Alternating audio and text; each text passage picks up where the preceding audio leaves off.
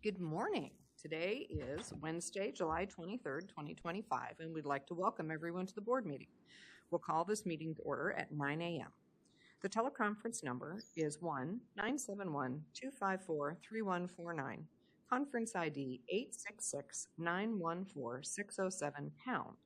Audio capabilities are listen only and are offered on the best effort for the public. Our meeting is also live streamed, and you can join us online by going to our website. Other viewing options are available at tctvonline.com. Before we get started, I'd like to remind everyone to mute their phone. You can do this by pressing *6. Please unmute your phone when your agenda item is ready to be discussed. For those joining via computer, please unmute your microphone and turn on your camera when your agenda item is called. All others must remain muted with their cameras turned off. Thank you. Public comment. Those intending to provide public comment to the board may attend in person or email submissions to the public comments email on our website. Public comments received by 12 p.m. on Tuesday will be distributed to the board, posted online before the meeting, and become part of the public record. You may also provide public comment virtually by registering ahead of time. To register, please email public comments by 12 p.m. on the Tuesday prior to the board meeting.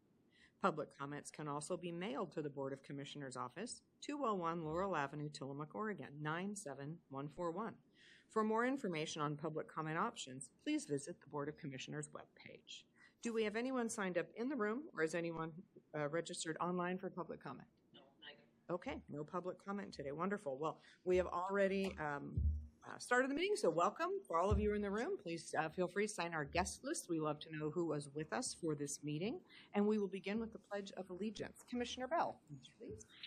I pledge allegiance to the flag of the United States of America and to the republic for which it stands, one nation, under God, indivisible, with liberty and justice for all. Okay, thank you. Not having any public comments and no non-agenda items today, we'll jump right into our legislative administrative agenda. The first item is consideration of a resolution in the matter of proclaiming August 31st, 2025 as Overdose Awareness Day in Tillamook County, Oregon. We have Austin Close, Public Health Program Representative from Health and Human Services with us today. Austin, please come on up, and if you would just make sure that the green light on your microphone is lit so that you can, they can hear you online.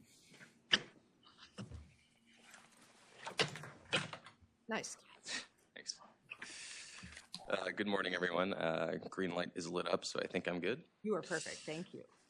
So my name is Austin Close, Tillamook County Health and Human Services. I'm here this morning to request a proclamation of August 31st, 2025 as Overdose Awareness Day in Tillamook County. International Overdose Awareness Day is a globally recognized event to remember those lost by overdose and support community and community members who are affected by overdose. And so this day is to remember those lost by overdose, provide support to community members affected, and then continue the efforts to eliminate stigma related to substance use and overdose in Tillamook County. So I am here to request that it be recognized and proclaimed in the county. Wonderful. Can you talk to us a bit about the Overdose Awareness Day event that's coming up? I think it's going to be the third or fourth year that we've done that in Tillamook County. Sure. Yeah, so I believe as well as the third year. So we're going to be hosting at the Blue Heron again. It'll be from 3 to 7 on August 22nd. And so we'll have live music, resources there for community members as well as activities. And yeah, we're looking forward to it. And we'd love to have you all attend. I can, provide some flyers if need be. And yeah.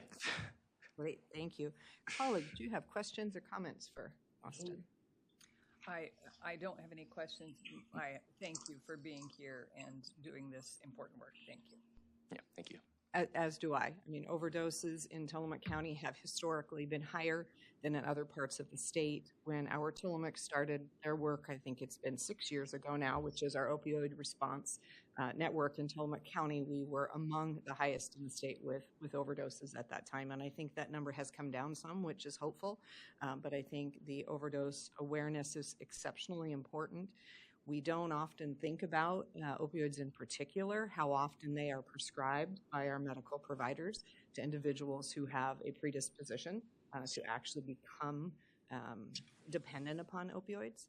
And we see it a lot with frighteningly young athletes in high school, even when they'll blow out a knee or a shoulder and they are prescribed opioids, and that becomes their dependency that they didn't ask for and that they didn't make a mistake. They did everything the doctor said and ended up with that. So I think it's really important when we talk about overdose awareness that, as with all different forms of substance use disorder, it's not a moral failing. It's a chemical issue that happens for folks. And for all of us to be aware that opioids can lead to a dependency, that can lead to an overdose. And so in our community, we've worked very hard to make sure that we get the information out there to try to bust the stigma that says it's bad people making bad choices, and also work very hard in our community to get Narcan out there, which is the overdose reversal medication. So there are boxes throughout Tillamook County called Nalox boxes, because naloxone is the brand name that it comes with. So there's just been a lot of work done, and this Overdose Awareness Day is one piece of a much larger strategy. And I really encourage people to come out and learn more about it, connect with the folks in our community who are working on this issue. So Austin, I appreciate you being here very much. This is exceptionally important in our community. Thank you all. Thank you. So would you like to read this into the record, please, as our motion? I will. In the matter of proclaiming August 31st, 2025 as Overdose Awareness Day in Tillamook County, this matter came before the Tillamook County Board of Commissioners on July 23rd, 2025, at the request of Austin Close, Public Health Program Representative, Health and Human Services Department. The board, being fully apprised of the records and files herein, finds as follows. 1. Tillamook County does affirm and acknowledge the harm and hardship caused by overdoses in the county and the entire state of Oregon. 2. We affirm that the people affected by overdose are our sons and daughters, our mothers and fathers, our brothers and sisters, our neighbors, and are deserving of our love, compassion, and support. 3. According to the most recent National Survey on Drug Use and Health data, Oregon's substance abuse disorder prevalence is significantly higher than the national average at 21.9% versus 17%, respectively. The most recent state unintentional drug overdose reporting system data showed that in 2023, Oregon ranked 11th in overdose deaths and 3rd in overdose deaths involving methamphetamines. 5. Tillamook County recognizes the effects of overdose are seen in increased calls to 911, emergency room visits, and deaths. In response, we have collaborated regionally on the North Coast Overdose Response Plan with Clatsop and Columbia counties. 6. We recognize the purpose of Overdose Awareness Day as a global event held annually on August 31st.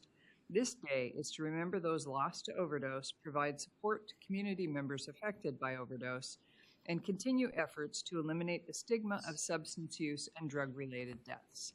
7. The Tillamook County Board of Commissioners does hereby proclaim August 31st, 2025 as Overdose Awareness Day in Tillamook County. That is a motion. And I will second that. Thank you. We have a motion and a second. Is there any further discussion? Hearing none, I will call for the vote. All in favor, please signify by saying aye. Aye. Aye. Aye. Motion carries. Thank you, Austin. We'll look forward to seeing you everyone. at the event. Okay, moving on to item number 6, consideration of the adoption of an updated non-represented exempt pay table effective August 1, 2025. We have Sean Blanchard, our treasurer. Good morning. Good morning, Commissioners. Before you, at the request of the Chief Administrative Officer, we are removing the IS Operations Manager from the Executive Service pay table and putting it on the non-rep exempt pay table in range 12. You have 2 non-rep exempt pay tables. One is for employees that are on our Tillamook County retirement benefit plan that were hired before 12/31/2024, and then you have the OPSERP non-rep exempt pay table for those employees hired after 1/1/2025. And I will pass any more information off to Rachel. Thank you, Sean. If I may carry or describe items 6, 7, and 8 together. Yes, please. So in 2022, following the resignation of the former Information Services Director, Jeff Underwood was graciously appointed to the IS director position on a 1-year probation. And he was promoted from the IT Specialist 5 position. At the end of that 1-year probation, he determined that he did not want to serve in that position anymore. It was just not the best fit for him. And so since that time, he has been serving as the interim director while we've been actively trying to recruit for a permanent IS director. So Jeff has now served as an interim director for 3 years.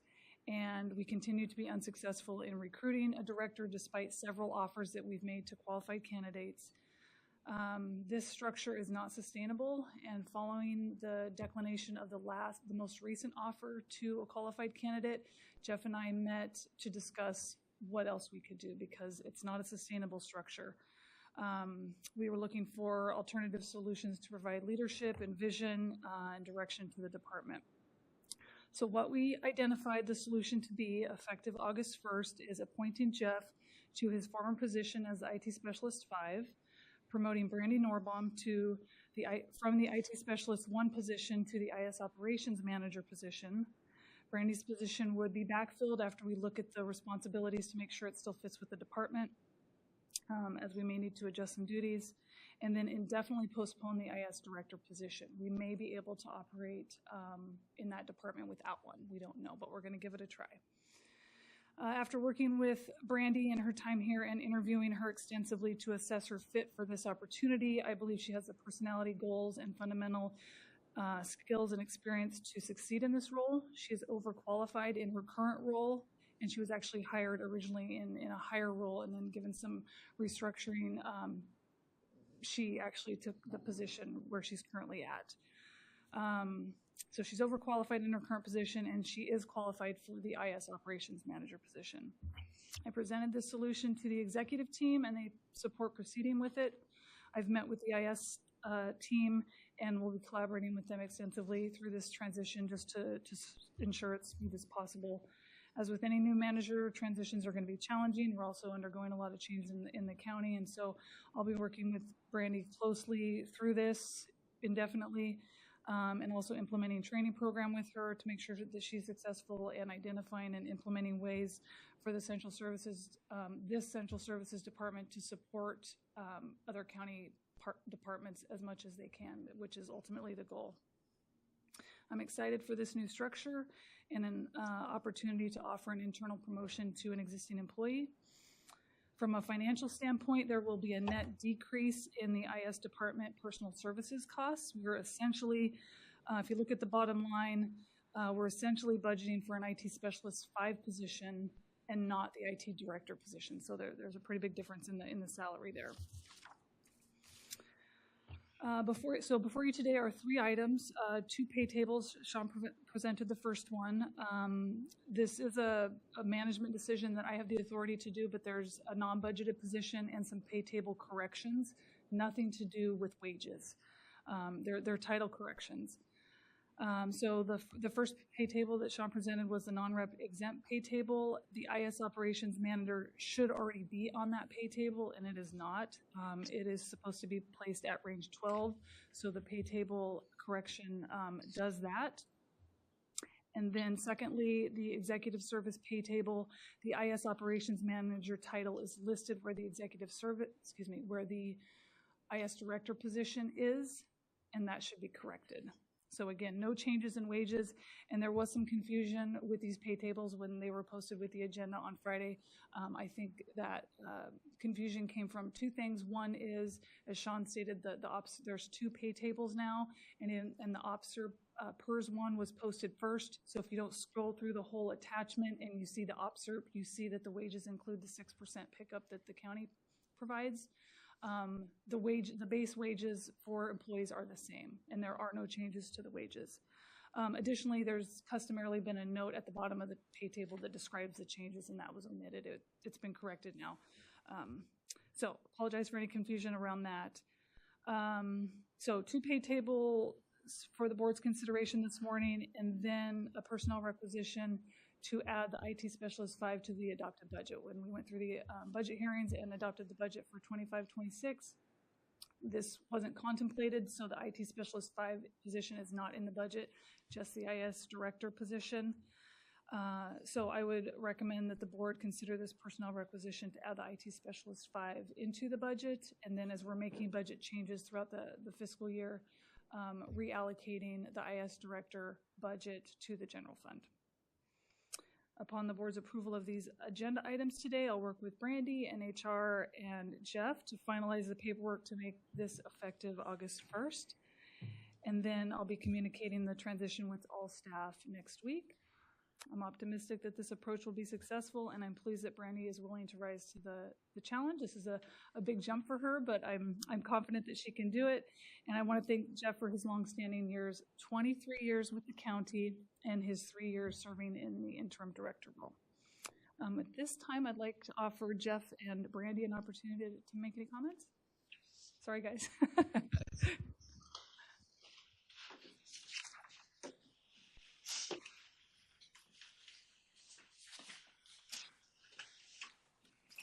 I do want to thank the board for the 3 years that I've had. I recognize the trust that was put in me, and I hope I lived up to that for the 3 years. I enjoyed it in parts. There were things I didn't like, so I'm very fortunate to be able to step back and continue my service with the county, going back to my old role. But I do want to thank everybody that helped me in the past 3 years. I felt very supported, and I trust that Brandy will have the same experience. Thank you very much. Thank you, Jeff. I'm super excited to take on this opportunity and get right into the work and get to collaborate with the departments. And please pardon me, I'm overly caffeinated this morning, so but I'd also like to thank Jeff for his hard work, and I'm happy that he's still on our team. So thank you very much. Thank you. Commissioners, questions? I don't have questions. I just want to thank you for stepping up, Jeff, for the last 3 years. And it's been difficult trying to recruit. When Rachel came to me and came to us with this idea, we were still talking about maybe, headhunting for this position. And I love that when we invest in our people and give them opportunities to move up. I think that it's always going to be a win-win. They already live here. They know the business. They are invested already. So I'm super excited for your opportunity. I'm looking forward to what you're going to do. And this is the kind of stuff I like to see. So. Thank you. I have one question for Rachel and also a few comments. I think I asked you before, but I forgot to ask you recently. Does Jeff get to keep his union seniority since he's going back into the union? Because that's a personnel matter, I'd like to respond to that offline, but the short answer is yes. Great, thank you, thank you. I also want to thank Jeff for your outstanding service to the county broadly, 23 years. You are a huge asset to the county, and we have been so lucky to have you in this role, and we're so lucky to continue to have you in this role. I admired when you stepped up and took on the challenge. I know that you were talked into it, that it wasn't your idea, and you had misgivings, and yet you put your whole into it. You got a degree. You really tried hard, and I respect that so much, and I also respect when you took a look at it and you tried it for a year, you took a look at it and thought, you know what, I don't think this is how I want to finish out my career. So I have great respect for that. And moreover, I have tremendous gratitude that was 2 years ago, and you've stayed in this position for 2 years while we've struggled with the recruitment process. And I'm so very grateful. Jeff and I talked yesterday about this situation and wanted for folks, especially other employees, to be very clear that Jeff suggested that he go back to his position. It's his choice. It was his idea. It was his suggestion. And so this isn't any in no way does this reflect ill on Jeff. It reflects very highly on you, that we're so very grateful that you're here, and we want you to be where you want to be in this position, and we want you to stay until you retire. And so I'm just extremely thankful. And I'm excited to get to know Brandy and to work with you. And I echo Commissioner Fournier's comment that it's really cool for us to grow our own leaders. And I had heard about you from other people that you're very smart and you're ambitious and you're going to college, you're getting a degree in information in IT, and that the expectation was that you wouldn't stay with us because you wanted to grow in your career, and that we probably only had you for a couple years. And so I'm delighted that you can grow in your career here, and that we get to be a part of that. And you know, hopefully this is win-win-win for everyone, which is ideal to me. So thank you both. Thank you. So I share the sentiments of my colleagues, and I won't repeat them all. So what he said ditto, what she said ditto. I think the one thing that I would add to this is, you know, as we designed the Central Services Department, one of the goals was really to have this close working relationship of all those departments with Rachel at sort of the coordinator position, you know, the quarterback for all of that. And so as we take a look at bringing Brandy on and training her and giving her this opportunity, I think that works in part because we now have Central Services. Had we tried to make a move like this before, you know, well, and Jeff experienced when we made a move like this before, frankly, where it was like, go get him, Jeff, good luck. But we're in a different position that I hope will have this be ultimately very, very successful. But I do want to acknowledge that part of what makes this possible and makes me feel very, very hopeful is that we have created a different system, a system of support for those directors that are in that Central Services area serving our other departments. So thank you, Jeff, for your time of service. Greatly appreciate that. Brandy, thank you for your willingness to step up, and I really look forward to having this give us that proof of concept, if you will, in the Central Services in a new way. So thank you. Okay, we will need to take each of these as their own motion, but I think that we are ready then to go ahead and take motions for 6, 7, and 8. Madam Chair, I move approval of the adoption of an updated non-represented exempt pay table effective August 1st, 2025. I second that. We have a motion and a second. Any further discussion? Hearing none, I will call for the vote. All in favor, please signify by saying aye. Aye. Aye. Aye. Motion carries. Item 7. I believe you need to read it into the record. Okay. Consideration of the adoption of an updated executive service pay table effective August 1st, 2025. So moved. Bill, are we good? Second. Okay, I have a motion and a second. Any further discussion? Hearing none, I will call for the vote. All in favor, please signify by saying aye. Aye. Aye. Aye. Can I have her read it? Oh, no, just kidding. Okay. A consideration of personnel requisition for a new regular full-time IT Specialist 5 analyst programmer in the Information Services Department. So moved. Seconded. Motion and a second. Any further discussion? Hearing none, I will call for the vote. All in favor, please signify by saying aye. Aye. Aye. Aye. Motion carries. Thank you all very both. much. Thank you both. Thank you. Okay. Here we go. Item 9. Consideration of an order in the matter of a notice of intent to award a contract for goods for the modular panel bridge project. Chris Lady, Public Works. Good morning, Chris. Good morning, Commissioners. So this one kind of dates all the way back to 2015 through the FEMA declared disaster. We had a project that was unable to be constructed due to environmental reasons. We worked with FEMA to identify an alternate project. So one of the components that we looked at as we've been going through this, we obviously have a lot of bridge replacements, our temporary bridge. We declared disasters internally on a number of bridges, and we've been buying temporary beams that go with that.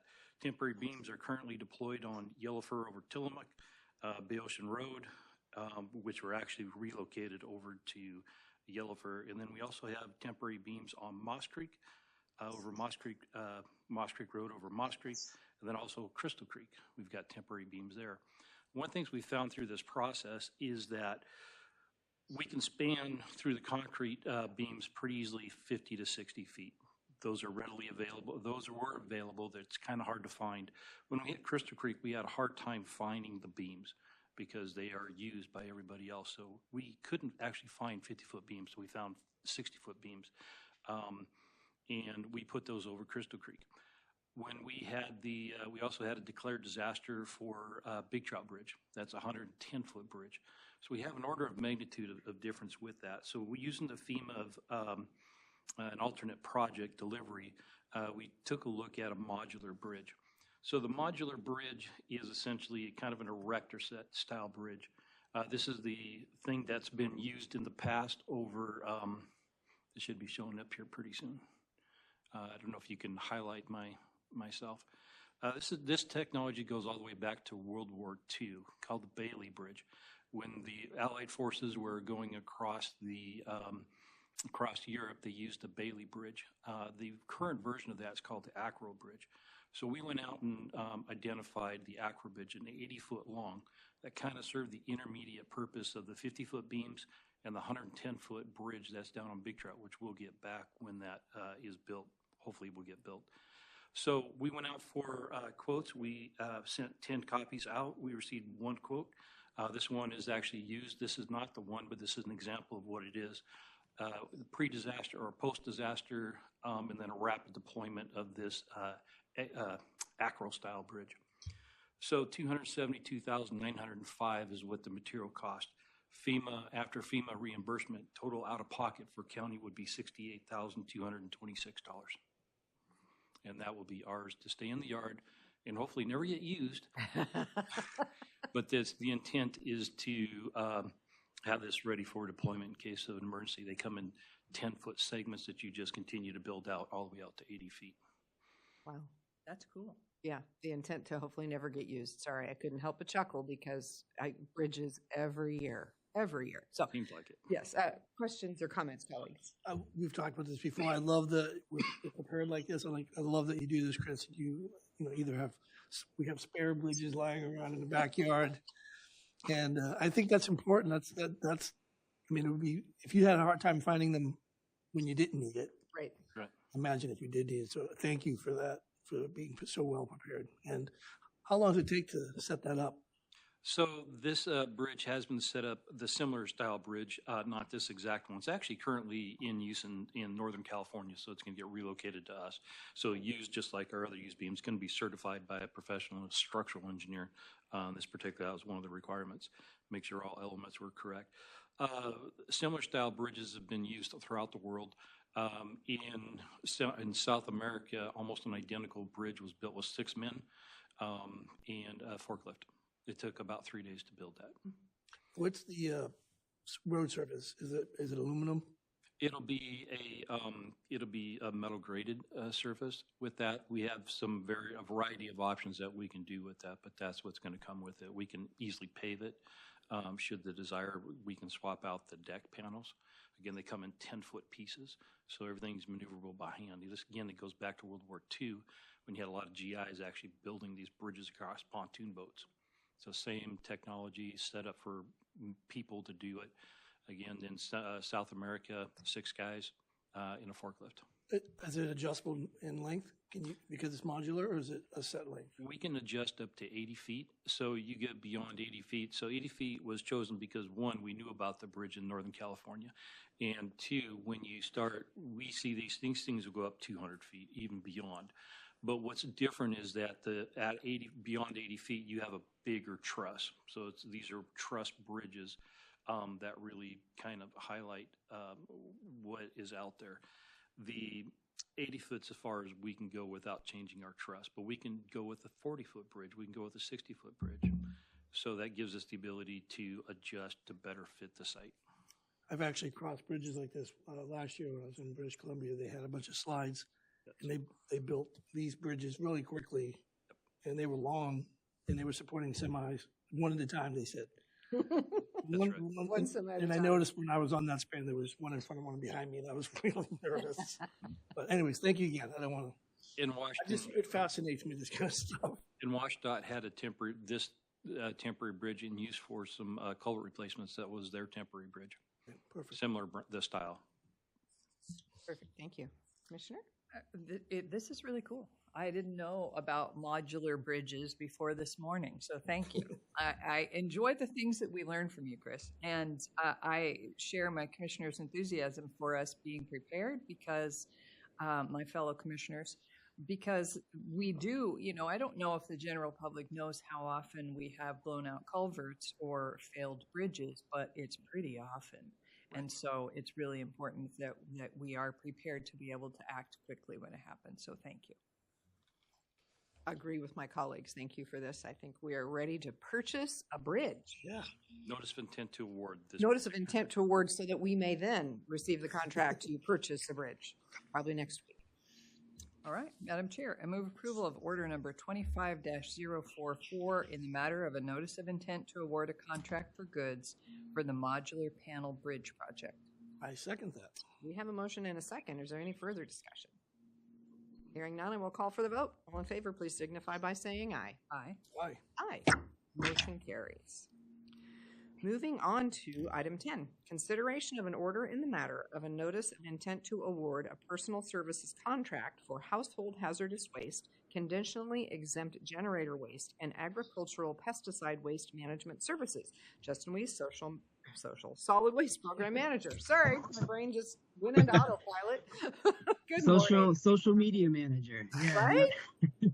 In another life, or I'm on social media more than I'd like, to be honest, but yes, before you today, we have a notice of intent to award for our hazardous waste program. So we requested 4 bids from 4 different service providers: Waste Management, Viola Environmental Services, ServPro, and Clean Earth, who was our previous service provider. So we had about an 8-year contract. We expended all of our available change orders as of around this time last year. And so we requested 4 bids. I had 3 responses. 2 people expressed interest, and we received 1 bid or 1 quote for services from Clean Earth Environmental Services, which does go by PSC Environmental at the corporate level. So that was received last week. After reviewing the prices, the price scheduling for travel for staff, for the different price categories for all the hazardous material categories, fluorescent bulbs, batteries, we're going to have the same price point per pound that we were under the previous change order. So we won't see any current price increases for disposal, which is good to see. As you talked about through the budget process and at some previous meetings with you commissioners, there is the rising price cost for the hazardous waste program. I mean, across the board, we're seeing those costs go up. And so we did, in coordination with SWAC, reduce service from 9 to 6 events per year in an event to save some mobilization costs and some cost savings, hopefully. So we're going to be having our 3rd event of the year coming up in August. February, March, April. It'll be our 4th coming up here. So the first 2 went very swimmingly, no problems. The 3rd, we did have some longer lines, I think as part because we're in the summer and some frustrated participants coming through from the public with the longer lines. So something we did anticipate. If we reduce the events, we're just going to be shifting the waste and public around, and we may have some longer lines and wait times. And so the first 2 events went decent. The 3rd one gave us some pause, and we talked at our last SWAC meeting about having flexibility, maybe doing 2 in the summer to reduce that bottleneck. And so we're going to be look at in this RFP proposal, we did say 6 to 9 per year. So we're going to go through this year and then reevaluate to maybe find the sweet spot where we're providing good service at an affordable cost for the county. So this is the notice of intent to award with Clean Earth, our previous provider for our hazardous waste services at the Tillamook transfer station. Happy to answer any questions if you do have any, commissioners. Thank you. Questions or comments, commissioners? Just comment that obviously it's a very popular program, and I'm glad we're continuing it. And I support this. As do I. I've had the opportunity to be an observer at a hazardous waste collection event, and it's really impressive. And I thought the Clean Earth crew did a great job, as did our employees and our volunteers. But it was impressive. I didn't understand everything that goes into it, all the pesticide collection and battery collection and paint collection, and it's really dynamic, and it drove home for me how important it is that all of that stuff isn't just going into the landfill. Thank you. Yeah, I agree with my colleagues, and it's important it doesn't go into the landfill, and important that it doesn't get otherwise illegally dumped. I think that's one of those key pieces, that if people don't know where to take it, they're just going to dump it. You want to make the right choice be the easy choice. And so I appreciate the continued focus that you all have in evaluating how to make this the easy choice and recognizing that long lines may not make it the easy choice. So, that is really, that's key. I love to call it the continuous quality improvement process that you're in there of how do we do this best. So thank you for that. I think we are ready for motion. Madam Chair, I move approval of order number 25-045 in the matter of a notice of intent to award a personal services contract for household hazardous waste, conditionally exempt generator waste, and agricultural pesticide waste management services. And I second that. Wonderful. I have a motion and a second. Is there any further discussion? Hearing none, I will call for the vote. All in favor, please signify by saying aye. Aye. Aye. Aye. Motion carries. Thank you, Justin. Appreciate it. Thank you, sir. Thank you, Commissioners. Have a good day. Moving on, item 11, consideration of a framework agreement with OCLC Inc. for library cataloging and metadata subscription services. Don Elgire, Library Director. Good morning, Don. Good morning, Commissioners. Thanks for having me this morning. And as you said, you have a framework in front of you for OCLC. That's a company that provides a couple of services for the library that are essential to how we operate. One is the backbone of how we do all of our cataloging. So it provides us with information. Previous to having an automated system like this, it required much more work on the part of library staff to get items cataloged and into the system. A lot of that work happens with just one staff person, a librarian who does quite a bit of that work. And so, and this helps them to identify all the things that need to be cataloged for an item based on records that are already pre-existing, and then we just have to edit them a bit. So it's a real game changer for libraries over time. It's become pretty standard now. And then the other is the interlibrary loan service that we have that allows us to lend books out to libraries around the world and really around the country more so, and also to borrow books from around the country. So a book we might not necessarily purchase because like a large number of people in the community are not going to want to check it out, but someone in the community really does want to check it out, and you can get really amazing items from there. I once found a book about my grandfather's unit in World War II. I never met my grandfather, and I was able to get that from the Library of Congress delivered to me, and it was really meaningful. So I have a super personal connection to that service for that reason, and love to hear the stories of community members who utilize that service. This company is one of a few companies that provide this service within the library landscape. So there's not a large number of companies out there that provide these services, which is why you are seeing this service framework in front of you. The cost for the two major services in there is about $28,488. It tends to go up a little bit with each year in terms of the cost increases, inflationary. But yeah, I'm glad to answer any questions you might have about the framework or the service. Thank you, Don. Questions or comments, Commissioners? I am fully supportive, and thanks for sharing the story about your grandfather's unit in World War II and getting the book from the Library of Congress. That's a great story. It's a great example of the value of it. Yeah, I would agree. I like that it's more efficient for our librarians, and I think it's another great service that we spoke about the other day, that the library provides that maybe a lot of people don't know about. So thank you. I support it. Agreed. I support it as well. And on a total side note, we were working with Don yesterday, and he shared that the New York Times is available online to be read for every resident in Tillamook County. And we all in the room went, well, I have that app on my phone with a library card. So, and anybody can get a library card. So if you don't have one, go get one. But the New York Times is available. So I'm going to be canceling my subscription to that because I am a library card holder. So I think I say that to point out the many services that are available through our library that folks may not be aware of. So I was actually spent a little time on their website and going through finding the link for the New York Times and just looking at what else is there. And I encourage everyone with a library card or who doesn't have one to see if you want one, go take a look, because library cards are free. You don't have to pay for them. But there's a lot of great services there, of which Don's just highlighted another one. So thank you for that. Okay, ready for a motion. All right. Madam Chair, I move approval of a framework agreement with OCLC Inc. for library cataloging and metadata subscription services. And I'll second that. We have a motion and a second. Is there any further discussion? Hearing none, I will call for the vote. All in favor, please signify by saying aye. Aye. Aye. Motion carries. Thank you, Don.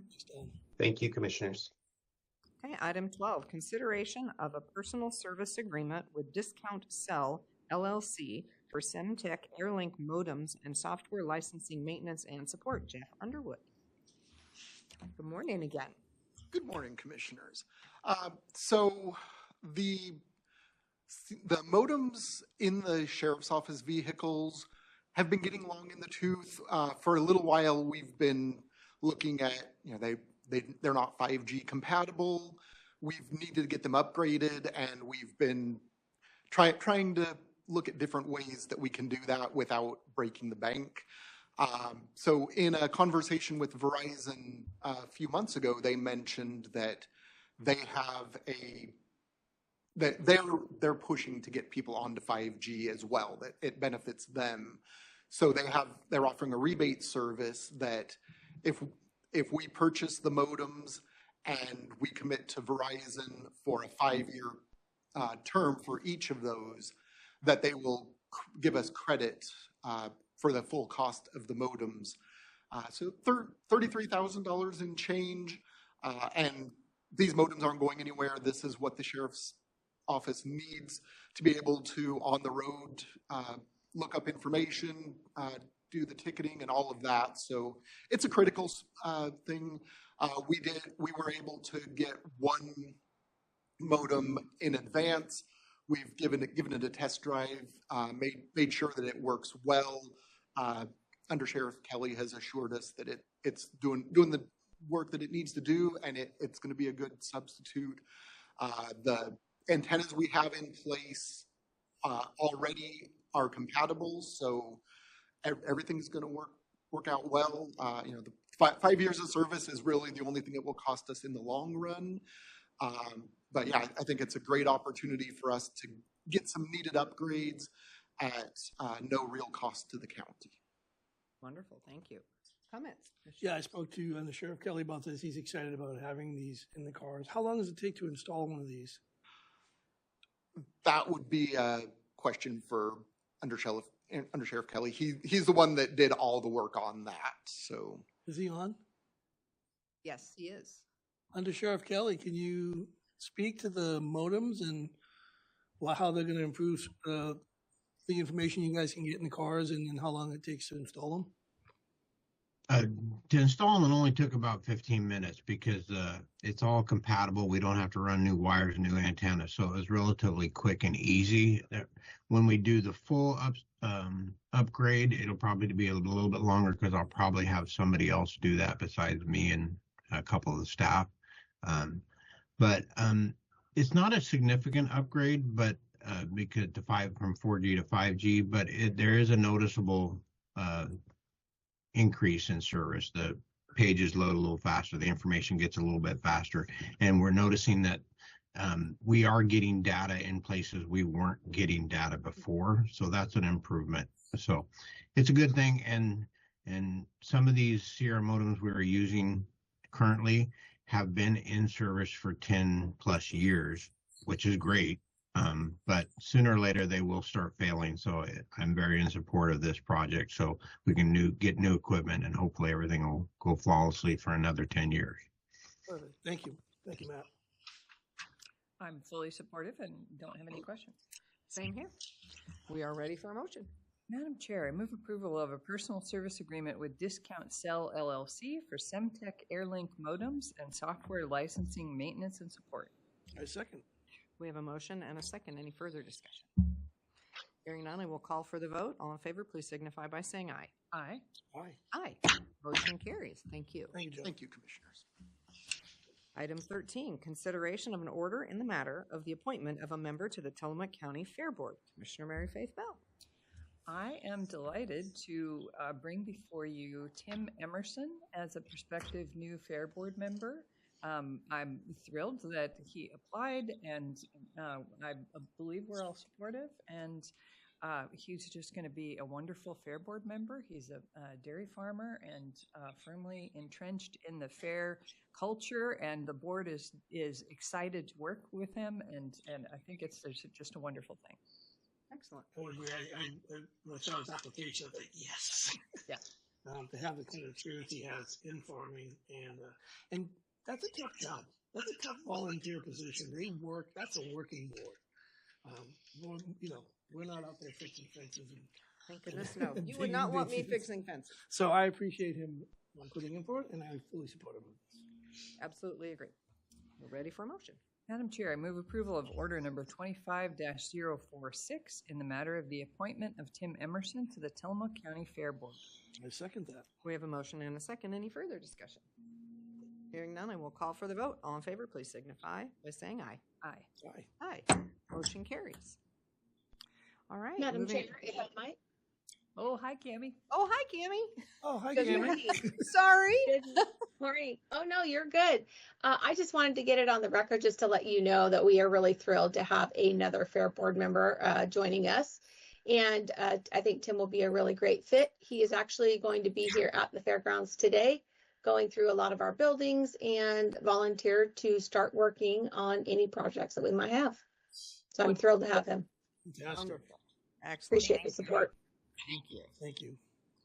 Okay, now we will move on to item 14, which is consideration of a transient lodging tax grant agreement number 2025-P-2 with the Salmonberry Trail Foundation for Organizational Capacity, Year 5, and this one is me. So I think you already know all this, Commissioner Fournier, but I'll do a quick review for anybody who does not. A few years ago, the commissioners made some long-term commitments to organizations in our community. One of those was the Salmonberry Trail Foundation. At the time that we made that commitment, it was a brand new fledgling foundation struggling to make sure that capacity existed. And anyone who's worked in nonprofit knows that the hardest thing to do is get over that first hump of having capacity enough to have staff to generate the revenue to have capacity. So the foundation has been doing a fabulous job. We have a commitment of $100,000 a year for 5 years. I expect that we will hear from Caroline Fitchett this coming year as to where they are now and what they would like to have, see in our partnership in the future. But what we are seeing on the ground right now, which is exceptionally exciting, is sections of the trail preparing to hopefully open. So you all were both, I think, you were at the Wheeler event, Commissioner Bell. Thank you for that. And that section hopefully will be built through this summer. And the Rockaway section is at 30% design with ODOT funding and getting ready, hopefully, to get some construction funding. And this has been in partnership with the Salmonberry Trail Foundation with the capacity that we help to fund. So Tillamook County is not the only organization that funds into this capacity. Washington County also provides funding to the Salmonberry Trail Foundation to assist with this. They also had a 3-year grant through Murdoch Foundation, which is sort of wrapping up at this point. But we are not the sole funder by any means, but this is a significant contribution that really makes a difference to that foundation's support. And I will let folks know I do sit on the board of that foundation, so I don't think there's a conflict because I don't get any money directly, but just for clarity's sake in the public, as a commissioner, I sit on both the Salmonberry Trail Intergovernmental Agency and the foundation board. So this is to complete our 5th year of commitment of $100,000. Questions, comments? I don't have questions. This is the kind of, I fully support this. This is the kind of projects I love spending TLT money on, something that not just visitors will enjoy when it's completed, but we will enjoy. So fully supportive. I'm glad we're doing it. I'm sure we'll end up doing it for more years. Caroline would be happy to hear that, as will all of the foundation board members and the community, I believe. This is a huge project, 82 miles in all, but the majority of it is in Tillamook County. And I believe we're going to have a lot of sections done faster than the rest of the trail.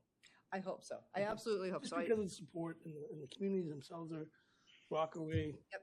100% behind this and, Right. and Garibaldi, so, yeah. Yeah, Bay City has has indicated their interest in being a partner and getting something going now. TCCA has been a partner and continues to be a partner, trying to build some trail right around the Creamery Visitor Center itself. So I think there is a lot of excitement, and I think that we can look at our investment of TLT into this project and see some very tangible outcomes that we were hoping for. Yep. It is a huge project and very exciting. I'm personally really excited about the Salmonberry Trail, and it's so big that it requires lots of partners.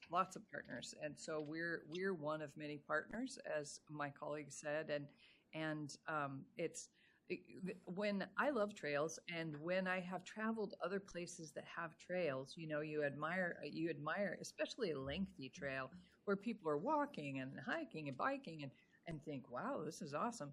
But until we started the work on the Salmonberry, I really had no idea how complicated it is, how expensive it is, and how many partners have to be involved to get a project like this off the ground. But it is off the ground, and we will when we first started talking about it, I was thinking, maybe we'll get that done 50 years from now.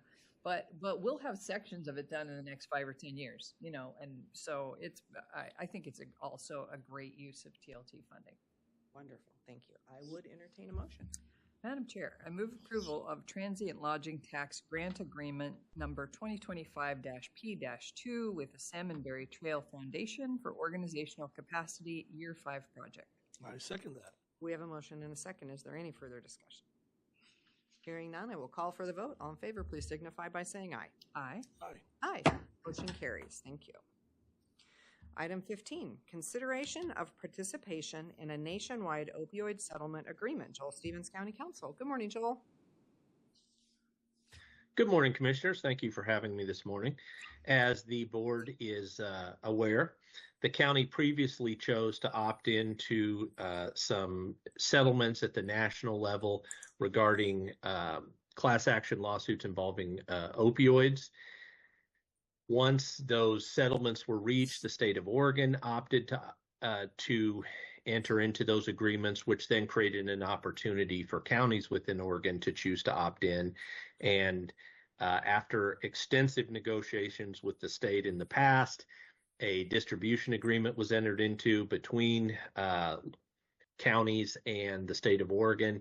That agreement is in place, and I expect it to apply to most future settlements at the national level as well. And I recently received notification that there have been 2 new opioid-related litigation settlements at the national level, one involving the entity Purdue and the Sackler family, and the second one, I'm going to read through there's multiple entities involved in this one, but just to put them on the record, Alvogen, Amneal, Apotex, Hikma, Indivour, Mylan, Sun, and Zydus. Hopefully I'm pronouncing those correctly, but multiple entities have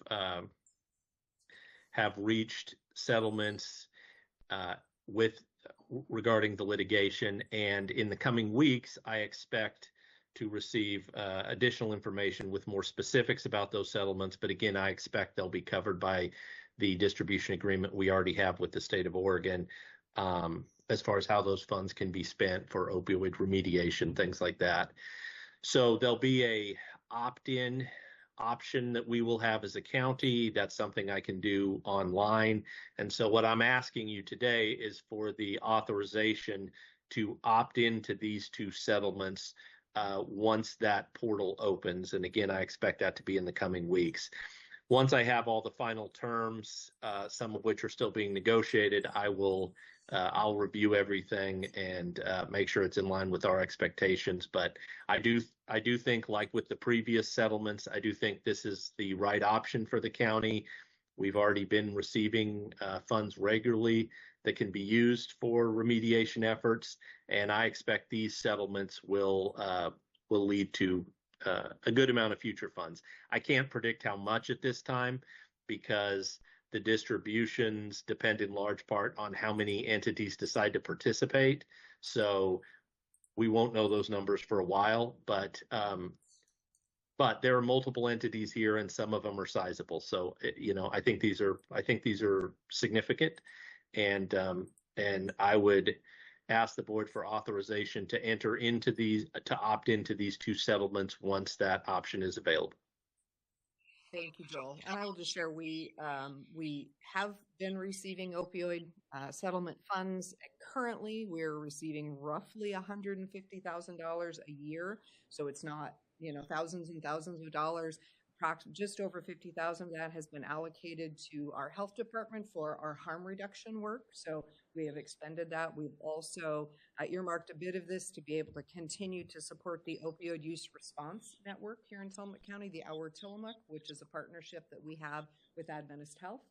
And so where we are now, we have created the 3-year plan for Our Tillamook, an updated new 3-year plan. So we will be taking a look at the funds that we have accumulated and not yet spent, as well as any new funds that would be coming in to look at how we can further support the implementation of that plan. And that plan was created in that partnership, which includes Tillamook Family Counseling, Adventist Health, the public health system, Serenity Club sits on that group, CARE, Tides of Change. So it's a pretty broad group of service providers in the community who've all provided input into what they felt were the greatest needs in our community related to opioid use response.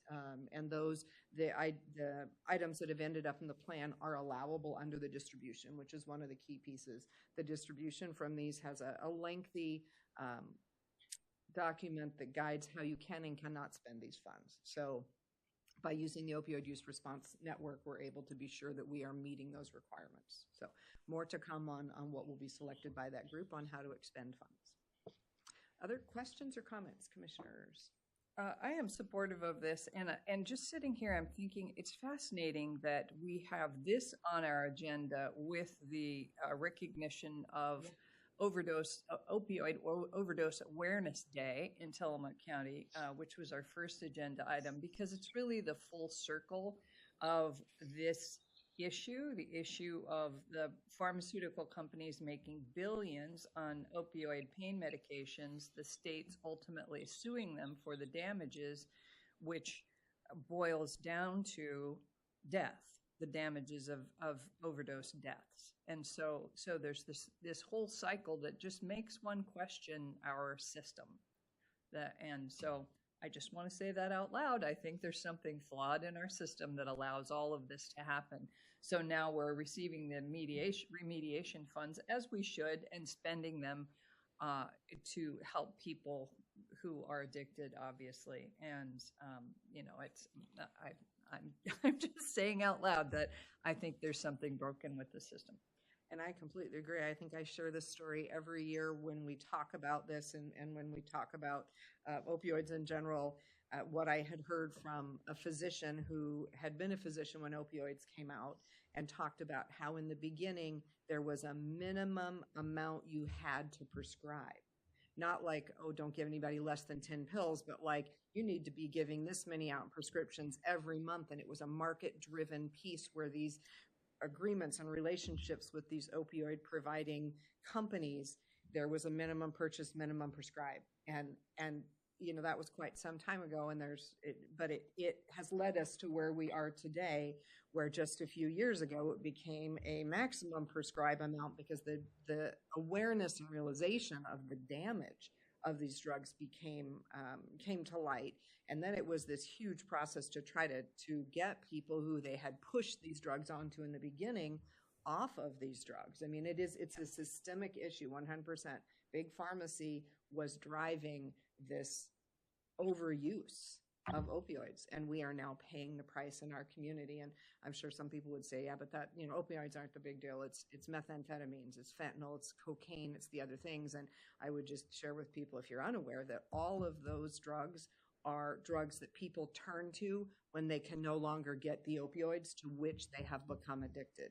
There's a receptor, probably too much information, but to me, this is so key. There's a receptor in the brain that is created by the use of opioids. And when you do not have opioids any longer, your brain will drive you to find something to plug into that spot. Think of it as a USB plug that you stick in your computer. Well, there's a chemical plug that needs to be in your brain, and your body will just keep going looking for anywhere you can get that. And that's why when we saw the reduction of opioids, we saw the increase in meth, cocaine, and ultimately fentanyl. So it is a huge, huge issue in our community. So sorry, I just always get off on that train, but I think it's important. It is. Yeah.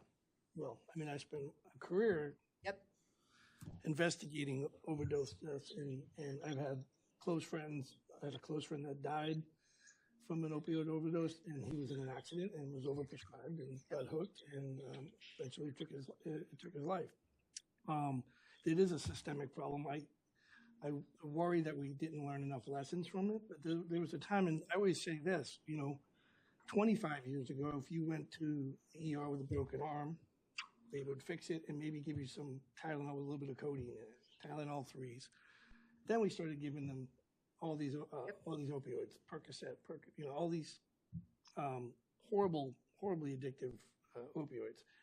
And I have friends who are doctors who were basically pushed to prescribe this. At ERs, 10 years ago, I had a friend who's an ER physician, and he was like, if we have drug-seeking behavior, people coming in seeking these drugs because they are hurt, because they have to feed that receptor. And if they didn't prescribe it, they would get bad Yelp reviews, and then they would face repercussions from the hospital, from the company. So that's a systemic problem. It was one thing after another that just everything was in line to shove these pills down the public's throat. And this is the beginning of some payback, but it's not. The damages were so immense. So. Right. I saw Representative Javity, he does his One Bill, 1 Minute on Facebook, and he was talking about a bill that I believe passed this session, where you as a patient can have in your medical file ahead of time a piece of paper that says, do not give me opioids. I do not want them. So that if you find yourself in the ER and you find yourself, when they click into your electronic medical record, there will be a statement there that says, don't give me these. So, because I think there's often that time when you're not in a state of mind to decide if you do or don't want them, right? And they are given to you. So I think that bill passed this session. I don't know its number, but look back if you're on Facebook at Representative Javity's One Bill, 1 Minute. He talks about it. I would also say this to people, and I've said this to my own family, my dad, my 89-year-old dad. Some people don't advocate for themselves enough when they're at a doctor. So I won't take an opioid because of what I've seen happen to people.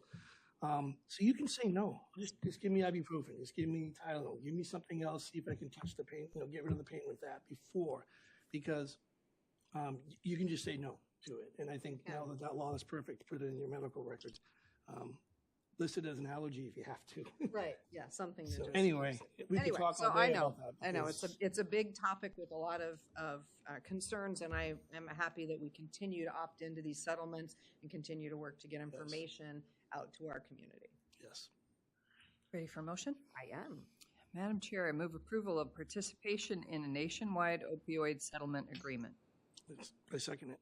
We have a motion and a second. Any further discussion? Hearing none, I will call for the vote. All in favor, please signify by saying aye. Aye. Aye. Aye. Motion carries. Thank you, Joel. Thank you, Commissioners. Item 16, consideration of change order number 1 to non-prevailing wage rate contract for construction with EC Electric Company for the tennis court interior lighting upgrade project. Isabel Gilda, good morning. Good morning, Commissioners. You may recall this project came before you a couple months ago through the TLT Tourism Facilities Grant application process. It's an LED lighting upgrade project for the tennis court at the fairgrounds, and it was amongst the list of projects that was approved for funding back in February. The total cost of the project, so the project hasn't started, it's going to start the week after the fair. The total cost of the project is $45,900, and that's to purchase the fixtures and the installation and to develop a new layout plan for the tennis court.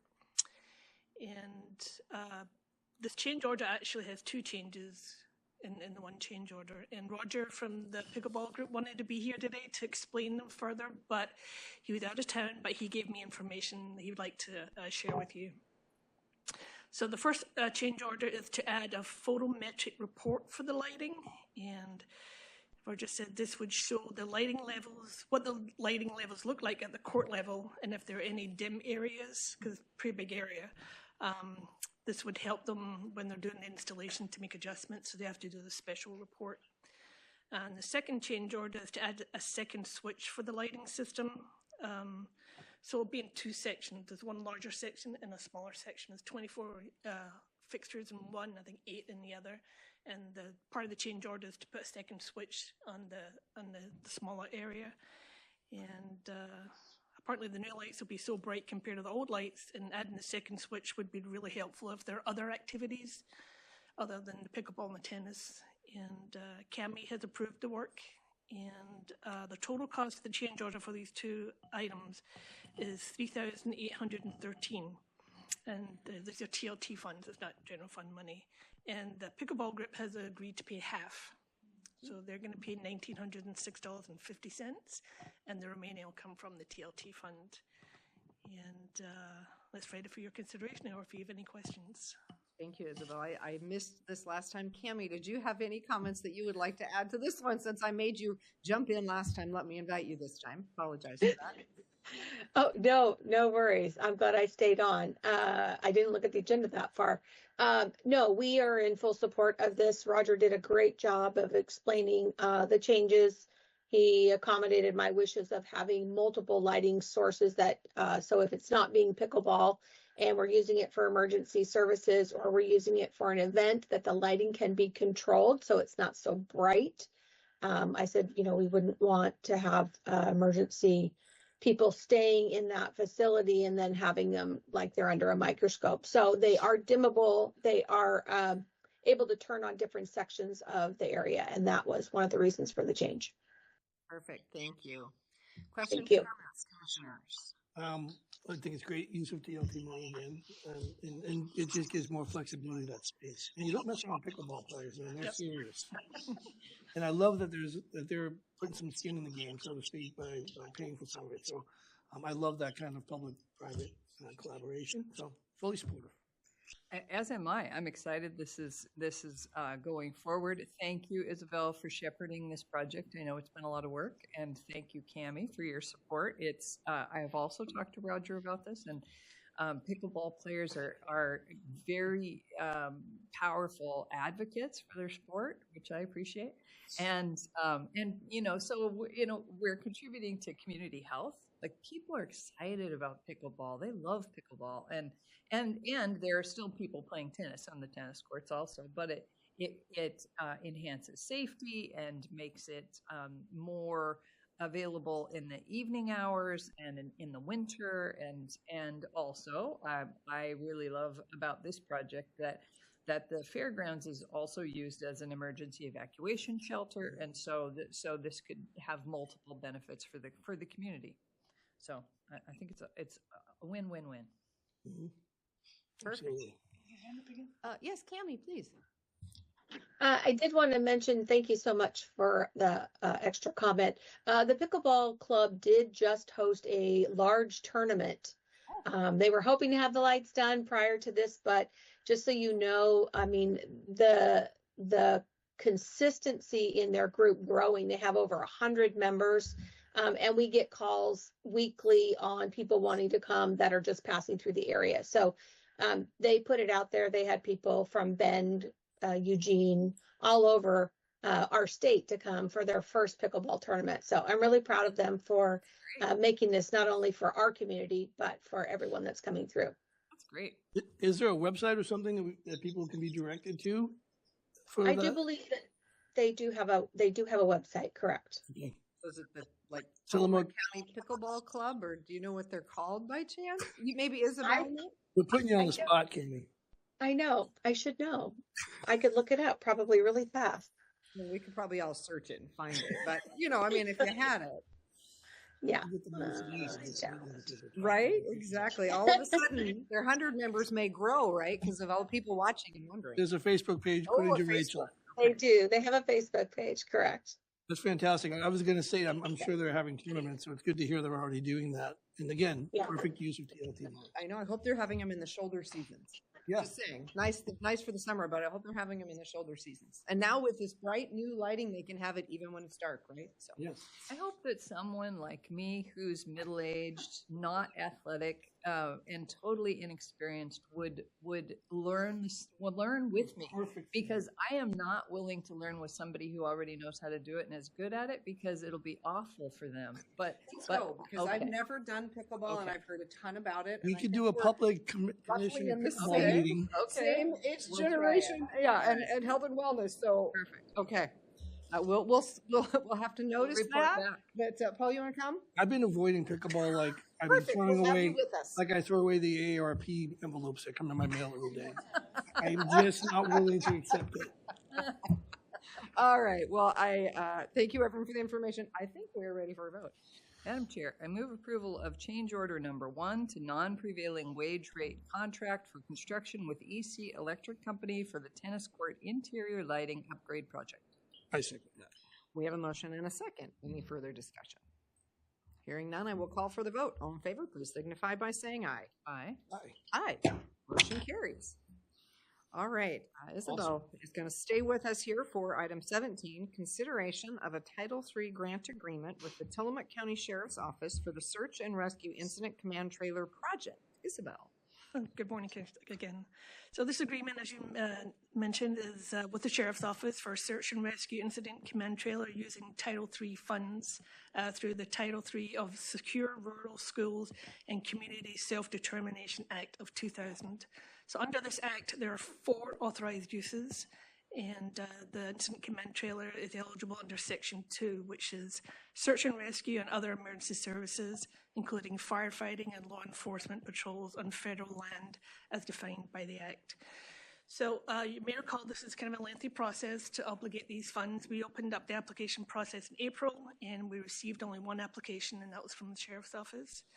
On May 14th, you recorded the initiating, you made a motion to record initiating projects, and that opened up the 4 to 5 day public comment period, which closed on July 7th, and we received no public comments.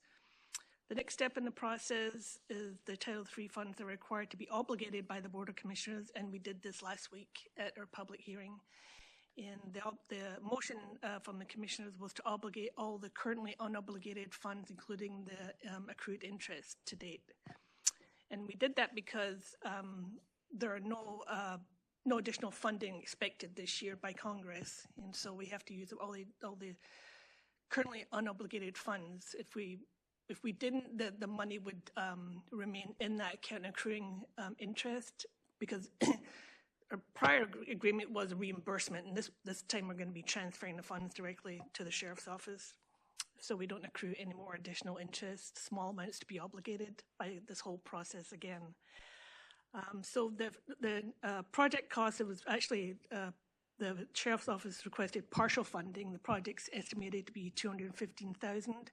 They requested $103,000, and we have $323,000.13 available for this agreement. So it's ready for your consideration. If you have any questions, the Sheriff's Office do have additional funding from their trust foundation, and they have other donations. So this is just a partial funding request. It's not going to pay for the whole command trailer. Thank you. Questions or comments, Commissioner? I had all my questions answered at the hearing last week. I think this is great. It's a long time in coming. It's been a goal for a long time. I think it's a great use of the funds. And I was thinking as you were talking, Isabel, that I would love it if we had a presentation on search and rescue at a commissioners meeting in the future, because I don't think the community widely knows how active our search and rescue team is, how many people come to Tillamook County and get lost. And so they really need, they need the right equipment. And so this is really important. And they're all volunteers. Mm-hmm. So, yeah, I agree. I think it would be fantastic. I know a couple of the volunteers, and it's a lot of work. it is, they're actually pretty dedicated to the search and rescue. You do. It's a ton of work to stay prepared, because you never know when it's going to be needed. So You have to yeah, be physically that in would be shape, great. too. All right. I think we are ready for a motion. Madam Chair, I move approval of a Title III grant agreement with the Tillamook County Sheriff's Office for the Search and Rescue Incident Command Trailer Project. I second that. We have a motion and a second. Is there any further discussion? Hearing none, I will call for the vote. All in favor, please signify by saying aye. Aye. Aye. Aye. Motion carries. Thank you, Isabel. Item 18, consideration of modification number 1 to personal services agreement with Prothman Company for sourcing and outreach services. Rachel Haggerty. Prothman is a recruitment service that the county uses from time to time for our high-level executive management positions. Our most recent ones have been the IS director, ironic again on the agenda, and the HR director. We are reaching the threshold for this contract, so we're adding more to the contract. The scope of work is the same. They're going to be doing, or are doing right now, the recruitment for our legal services. So for consideration. Thank you. Questions or comments, commissioners? None for me. None for me. All right, wonderful. I'm ready for a motion. Madam Chair, move approval of modification number 1 to personal services agreement with Prothman Company for sourcing and outreach services. I second that. We have a motion and a second. Any further discussion? Hearing none, I will call for the vote. All in favor, please signify by saying aye. Aye. Aye. Aye. Wonderful. Okay, we do have an executive session, but before we do that, are there any board concerns that we need to bring forward this morning?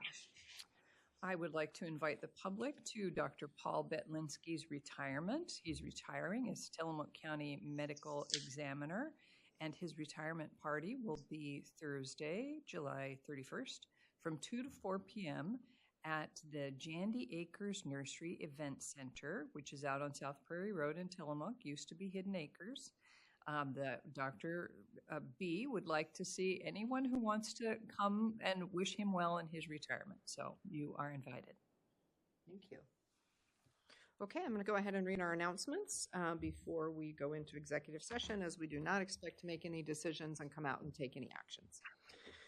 The commissioners will hold a board briefing on Wednesday, July 23rd, 2025 at 2 p.m. to discuss weekly commissioner updates. The meeting will be held in the Commissioners' Meeting Room 106 in the Tillamook County Courthouse, 201 Laurel Avenue, Tillamook. The teleconference number is 1-971-254-3149, conference ID 866-914-607#. The Commissioners will attend a public hearing regarding County Land Use Ordinance Middle Housing Code updates on Wednesday, July 23rd, 2025 at 5:30 p.m. at the Port of Tillamook Bay Conference Room, 4000 Blint Boulevard, Tillamook. The teleconference number for this public hearing is 1-971-254-3149, conference ID 887-242-77#. Okay, with that, we will recess to go into executive session pursuant to 192-660-2H to consult with counsel concerning threatened or pending litigation. Wonderful, thank you. With that, we will recess this meeting at 10:16 a.m. Okay, we have come out of our executive session, and I will reopen the board meeting at 10:37, and I will close the board meeting at 10:37. Thank you. We are adjourned.